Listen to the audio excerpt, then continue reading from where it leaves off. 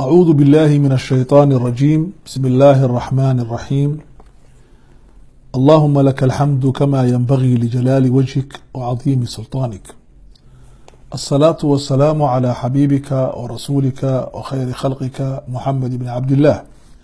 وآله وأصحابه ومن والاه. أما بعد، السلام عليكم ورحمة الله. walaalayaal, waxaan nagu salaamay salaanta islaamka. waxaan jeclahay inaan kelmad kooban aan ka hadlo oon kaga hadlo mowduuc ku saabsan adduunka islaamka, oo aan ka hadalno mashaakilka muslimiinta haysta, halka ay ka yimaadeen iyo maxaa xal ah. si yaroo kooban aan uga hadalno. ikhwaani, ilaahay kitaabkiisa qur-aanka wuxuu noogu sheegay subxaanahu wa tacaala inay dadka muslimiinta ah laba waajib uu saaran yahay. waajib wuxuu ka saaran yahay tijaaha anfusihim,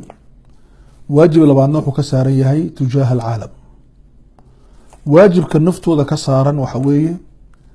islaax, inay naftooda suubiyaan, ay hagaajiyaan, oo ay gaadhaan mustawaha ilaahay uu rabo, oo kitaabka qur-aanka ay tamathulaan, ay matalaan, representation inay sameeyaan qur-aanka matalaya. arinta labaadi waxa weeye adduunka horumarkiisa iyo wanaagiisa iyo xumaanta inay la diraraan, ay ka qeyb galaan. taasina waxa weeye tu ilaahay ku tilmaamay yadcuuna ila alkhayr. dadka waxay ugu yeedhayaan waxa wanaagsan, khayrkay ugu yeedhayaan, waxayna amrayaan wanaaga, waxay dadka ka celinayaan, ay ka reebayaan xumaanta. marka waxa weeye dowrkaasina waa tujaaha alcaalam. adduunku wuxuu ka sugaya muslimiinta waxa weeye inay ku darsadaan nolosha bini aadanka khayr. nabiguna wuxuu yihi calayhi salaatu wasalaam, khayru nnaasi, dad waxaa ugu khayr badan anfacahum linnaas, qofka dadka ugu anfac badan, qofka ugu wanaag badan ee bini aadanka wax u qabta, dhinaca cilmiga, dhinaca dhaqanka, dhinaca nolosha oo dhan, qofkaaba adduunka ugu khayr badan buu yihi rasuulku calayhi salaatu wasalaam.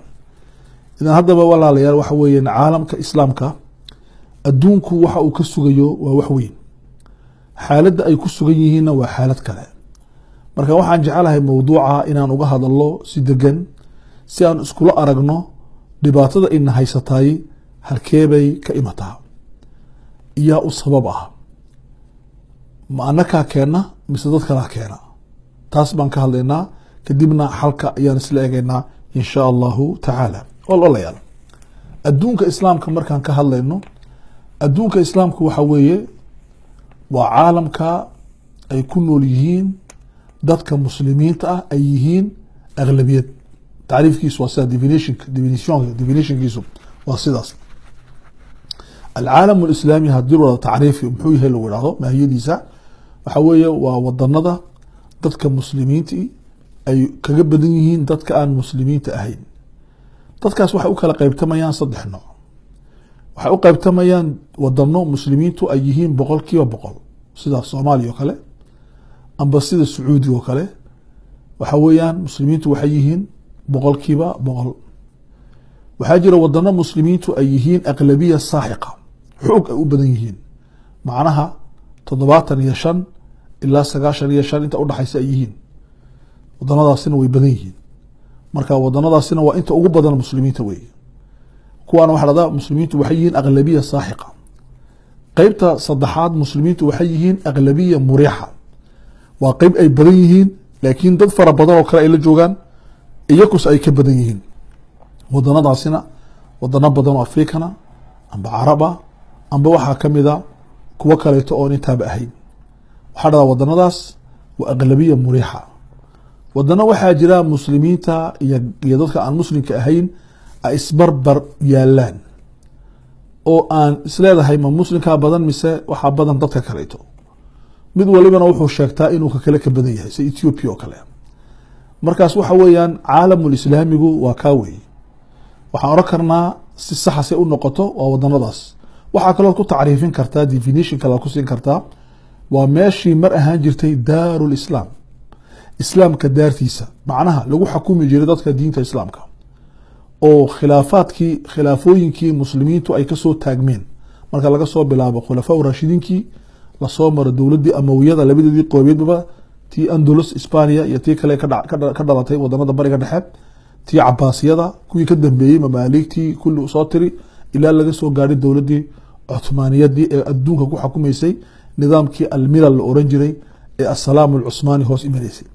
marka wadanadaasina waxaa la dhahdaa waa dhinaca waxay ka bilaabmaan inta badan maaragtay wadanadaasi waxay ka bilaabmaan Jakarta oo ku taala Indonesia, waxay ku dhamaadaan Danja oo ku taala dalka Maroc. marka bari ilaa iyo galbeed yacni qarban ilaa iyo sharqan waxay u kala dhaxaysaa Danja iyo waxay u dhaxaysaa oo ku taala wadankaas Maroc ilaa iyo halkaa iyo ku dhamaata. marka caalamka islaamka waa kaas weeyaan juqraafi ahaan. markaan sidaa iskula eegno haddaad doontid waxaad tirahdaa waa wadanada ku jira ururka loo yaqaano ururka isgargaarka muslimiinta oo ah wax ku dhow 56 dowladood oo ururkaas oo ka jira magaalada Jidda ee arlada boqortooyada Sacuudi Arabiya. markaas waxa weeyaan dowladaha islaamku waa kuwa waxaana magaceega meesha dhada alcaalam alislaami. markaan leenahay alcaalam alislaami waxaa meesha ka baxaya alcaalam غير alislaami. waxaa jira duni aan islaamka aan ahayn, macnaha dhulku islaam maaha gaalna maaha ee waxaa loo jeedaa dadka ku nool wadanada kale waxaa ka badan muslimiinta kuwa kale. marka iminka wadano badan oo muslimiinta waxaa jirta ay yihiin aqaliyaad,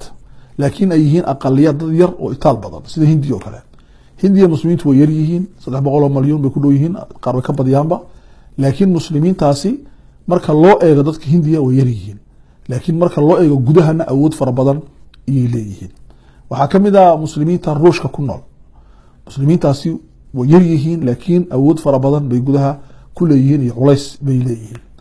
marka muslimiinta waxaa jira wadano kale oo Yurub ku yaala sida Faransiiska oo kale way yar yihiin, waa 5% baa la gaarsiiyaa, qaarna 3% bay gaarsiiyaan, laakiin waxay leeyihiin waa tiro kobcaysa. Belgium oo kale muslimiintu aad bay u badan yihiin, laakiin wax weeyaan waa dad yar oo hoos fadhiya dowlada aan islaam amba ummad aan islaamku kalaga badan yahay bay yihiin oo dadka kale ayaa ka badan. idan caalamul islaami marka waxaan u jeednaa waa dunida dadka muslimiintu ay ku badan yihiin. macnuhu waa sidaa un. caalamka islaamka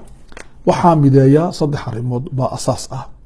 waxaa mideeya dhaqan, waxaa mideeya caqiido, wax quray rumaysan yihiin. xataa muslimka sunni ha noqdo amba shiica ha noqdo waxay rumaysan yihiin asaasiyaat diin, inuu ilaahayna Allah yahay, nabi Muhammadna nabi yahay, yawm alqiyaama la soo bixi doono, janno iyo cadaab ilaahay abuurtay, kitaabka quraanka inuu samada ka yimid oo waxyiga ilaahay yahay, inay muslimiintu qiblada u wada jeestaan, inay arkaanul islaamka iyo arkaanul iimaanka wada rumaysan yihiin, kitaabka ilaahay inuu yahay marjic, maaragtay xadiisaanta sunnaha nabiguna ay yihiin kuwii sharxayay sallallahu alayhi wasallam. muslimiintu waxay ka soo saareen fiqh la yiraahdo waxay dhahdaa waa rumayn waxay muslimiintu ay rumaysan yihiin, caqiida dhahdaa way ka midaysan yihiin dhammaantood. waxay kale muslimiintu ka midaysan yihiin waxa loo yaqaan as-saqaafa culture-ka, dhaqankooda waxyaalo kala duwan way leeyihiin, laakiin guud ahaan dhaqan bay leeyihiin. bil Ramadaan bay wada soomaan, sibay u wada ciidaan, sibay u wada labistaan, labiskooda xataa kala duwanaada, laakiin cawrada in bay asturaan, haweenkuna in bay asturaan, ragguna in bay asturaan. muslimiintu waxa weeyaan marka dhex imatay waxaad garanaysaa inay jiraan dhaqan islaam meesha. marka saqaafa jirta, culture islaamiya oo mideeya ayaa jira. muslimiinta waxaa kale oo mideeya wax dhacdo wahdatul aalaam iyo wahdatul aamal.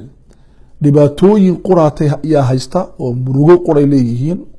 Falastiin, Qudus, maaragtay dhibaatada Soomaaliya ka jirta, Afghanistan, Iraq, Suuriya, qaraxyada. muslimiinta alam bay ku haysaa, waa dhammaantood way dareemaan.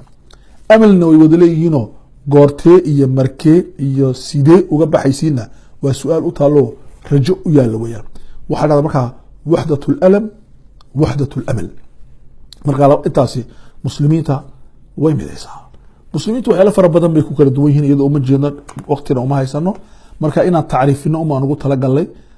maa huwa alcaalam alislaami si scientific ama cilmi ah. waxaan u imanaa markaa waxaa jira 3 kelimadood oo loo isticmaalo marka laga hadlayo problemka. waxaa jirta mushkilaad wax dhaf carabiga oo problem ka dhigan. maxay tahay problemyada dunida muslimka haysta problem? amba waxa yiraahdo taxadiyaat. maxaa muslimiinta ku haya weerar? ma hiya taxadiyaat? taxadiyaadka muslimiinta weerarayay maxay yihiin? okay,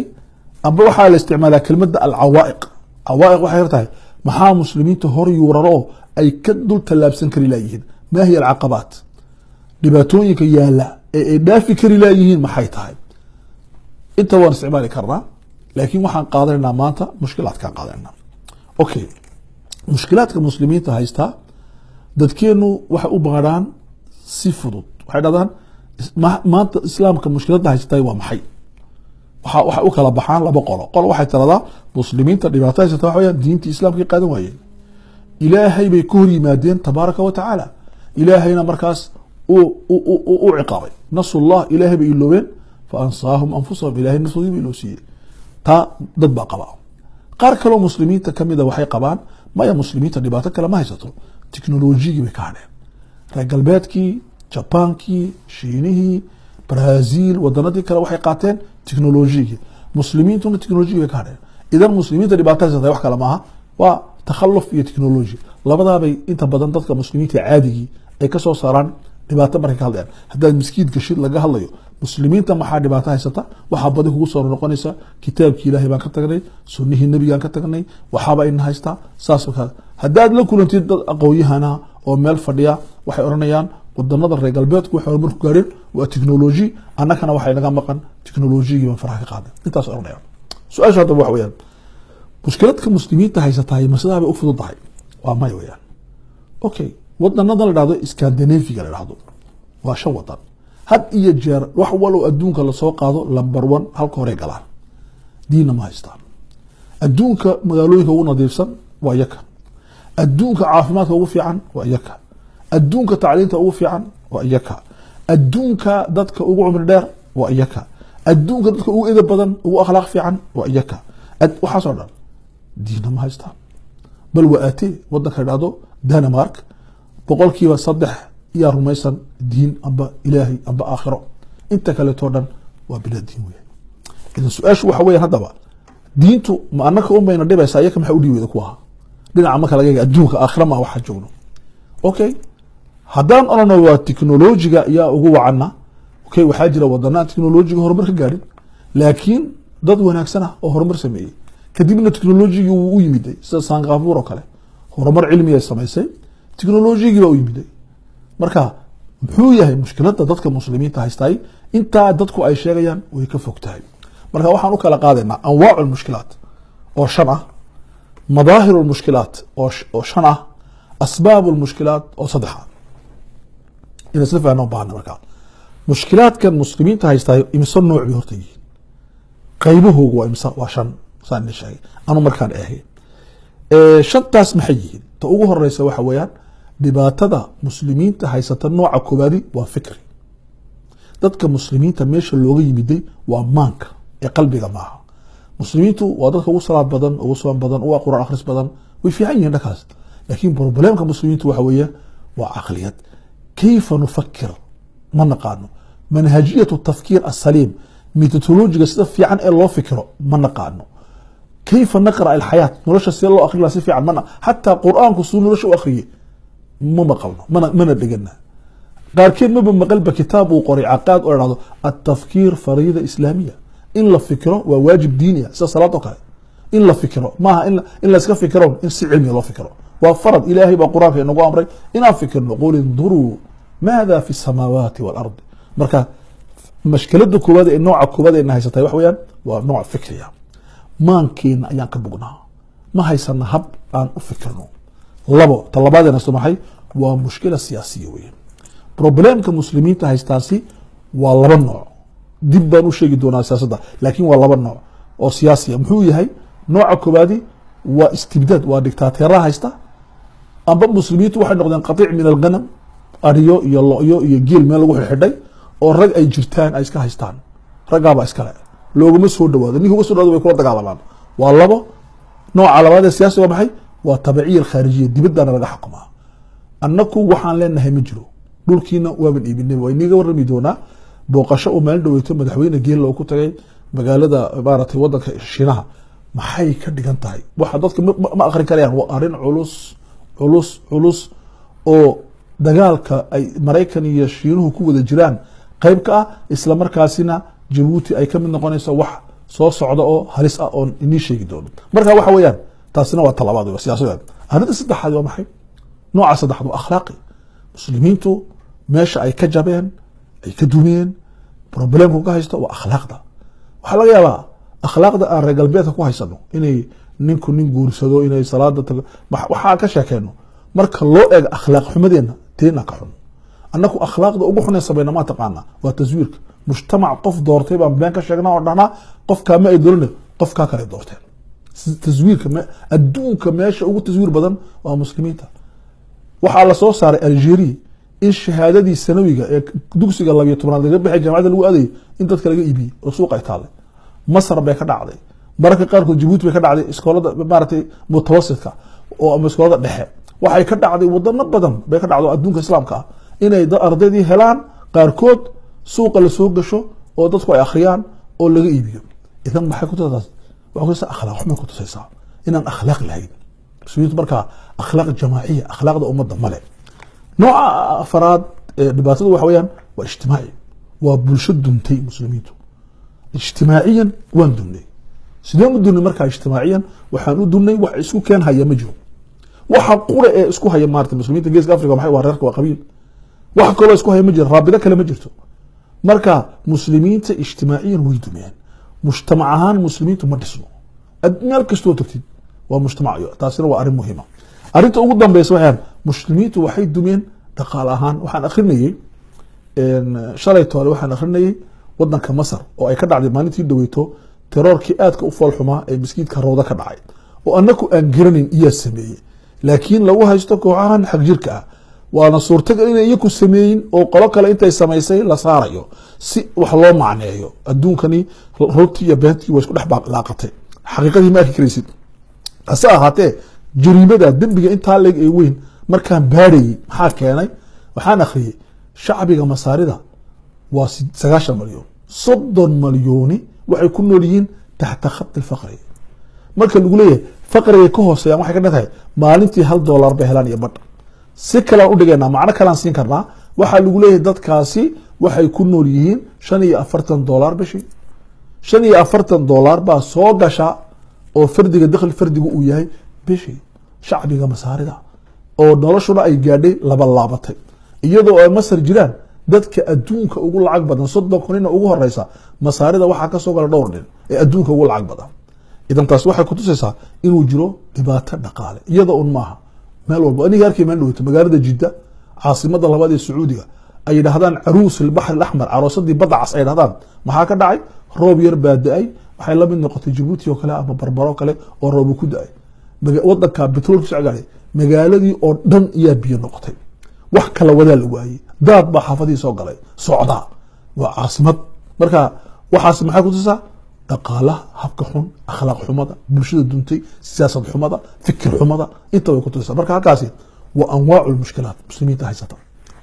waxaanu imanaa madaahir muuqaalada marka muslimiinta soo eegtid waxa ugu horeeya arkaysid inuu problem yahay muxuu yahay muslimiinta marka ziyaaratid hadda aan doonaysid tagtid haddaad Hind tagtid Pakistan haddaad Bangladesh tagtid haddaad Nigeria tagtid haddaad Libya tagtid haddaad Chad tagtid haddaad Djibouti tagtid haddaad Soomaaliya tagtid haddaad maaragtay tagtid Suudaan waxa ugu horeeya indhaha u arkayaan muxuu noqonayaa waxa ugu horeeya cajiibkii waxa weeye waa dad iswada khilaafsan khilaafaad cilmiya jira sheekh ma ogolo khilaafaad xarakiya jira wadaadada kale ma ogolo khilaafaad siyaasiya jira waa la iska wada takhalusayaa khilaafaad qabaliya jira reeraho dhan baa isdilaya khilaafaad liajli khilaafaad baa waa la iskhilaafsan yahay maxaa la isku khilaafsan yahay waa la iskhilaafsan yahay waa tii uu yiri maartay markii su'aal la weydiiyay Jamal Abdul Nasir waxa lagu yiri hal ittafaqa al-arab arabti ma iswaafaqeen wuxuu yiri nacam way iswaafaqeen waxa yiri maada ittafaqu ala an la yattafiqu waxa isku waafaqeen inayna iswaafaqin idan muslimiintu waxa isku waafaqeen inayna iswaafaqin waa madhar mashaakilka muslimiinta kamida arinta labaad ee arkaysid muslimiintu waa maxay waa takhalluf magaalo markaas u gashid gidaafada iyo uskaga iyo awsaaqda taala marka dhex socotid waxaad ogaanaysaa inay tahay madiina islaamiya cajiib nabi muhammad sallallahu alayhi wasallam nadifu afniyatakum daaradihiina nadiifiya wuxuu nabigu at-tuhuru shatru al-iman in la tahaara qaato la nadiifiyo waa iimaanka barkii aayadii quraanka ku ugu soo hordagay wasiyaabaka fatahir dharkaaga nadiifi gurigaaga nadiifi meel walba nadiifi maca dalika ummadda ugu iskaga badan baa nahay arrintaa aad arkaysid markaad muslimiinta dhex socotid waxa weeyaan altabaciya aliqtisaadiya wasiyaasiya muslimiintu madharka labaadi saddexaadi adduunka markaad eegtid tabaciya ku noolyihiin waa adnaab waa dabadhelifyaal iyo dabadhelif u yihiin amba maraykan amba ruush amba yurub amba shiine wayba isku diriraanba